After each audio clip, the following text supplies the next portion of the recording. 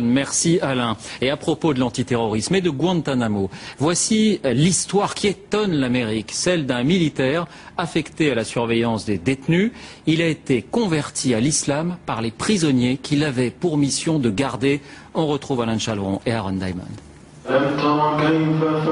Mustapha Abdallah fait sa prière 5 fois par jour dans cette petite mosquée. 5 fois au moins. Il lui arrive aussi de prier seul avec son imam. C'est qu'on le chouchoute Mustapha dans cette petite communauté musulmane de Phoenix en Arizona. Son histoire en effet n'est pas banale. En fait Mustapha s'appelle Terry. Il était militaire il y a encore peu, affecté à Guantanamo.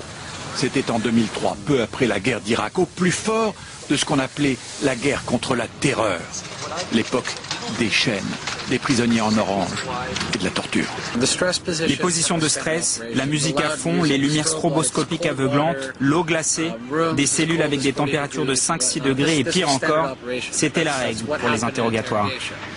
Par compassion et aussi par curiosité pour une autre culture, Terry apprend des rudiments d'arabe et parle avec des détenus, des discussions qui l'interpellent. Ces détenus sont loin de leur famille, loin de leur vie. Ils sont soumis à un environnement épouvantable et pourtant, ils sourient. Et moi, je ne suis pas un détenu, on ne m'a pas privé de ma liberté, mais je ne suis pas heureux.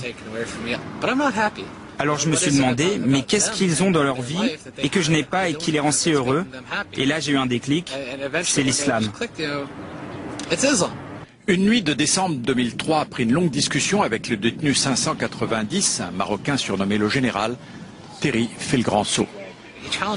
Pendant encore 2-3 heures, il a essayé de me convaincre d'abandonner cette idée de conversion. C'est ce qu'il me disait depuis des semaines.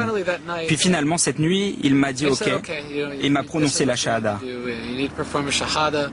Son unité reste encore un peu à Guantanamo, puis doit se déployer en Irak. Méfiant, ses chefs préfèrent le libérer de son contrat militaire. Sa femme le quitte, lui plonge dans l'alcool, avant de retrouver une nouvelle famille dans la mosquée de Phoenix. On le voit ici comme un héros. Tout le monde le respecte, tout le monde l'admire pour avoir fait ce choix difficile, d'avoir choisi ce défi. Car pour le public américain, il est un traître, un ennemi. Mais lui tient bon et il se fiche du « qu'en dira-t-on ». Le djihad, la violence, l'intolérance de certains musulmans, Terry Mustapha les balaie d'une pirouette. Nous sommes un pays très peu éduqué. Nous ne savons que très peu de choses sur l'Orient et sur l'islam. Nous ne savons que ce que nous dit la presse et chacun sait qu'on ne peut pas croire ce que les médias disent en Amérique. L'ancien garde de Guantanamo a retrouvé un semblant d'équilibre dans sa nouvelle communauté, convaincu quant à lui qu'on peut être à la fois un bon Américain et un bon musulman.